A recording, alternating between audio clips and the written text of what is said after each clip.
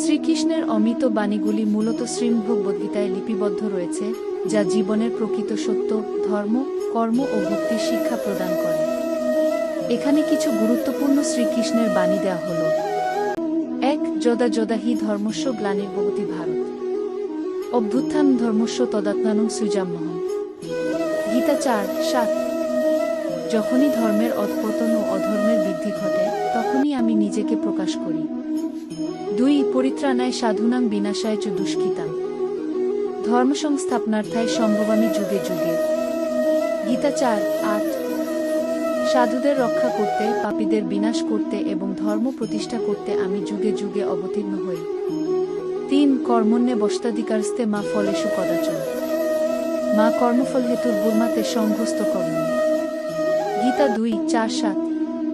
তুমি শুধু তোমার কর্তব্যকর্মে অধিকৃত হবে, কিন্তু কখনোই তার ফলের আশায় মগ্ন হবে না। ৪. সমত্বং যোগ উচ্চতে। গীতা ২:৪-৮। সমদৃষ্টি বা সম্ভাবী প্রকৃত যোগ। ৫. শ্রদ্ধাবান লপ্তে জ্ঞান।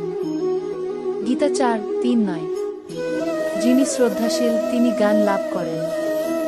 ৬. সর্বধর্মান পরিত্যজ্য মমেকং শরণং ব্রজ অহং তাং সর্বপাপেভ্যো মোক্ষয়িষ্যামি মা শুচ।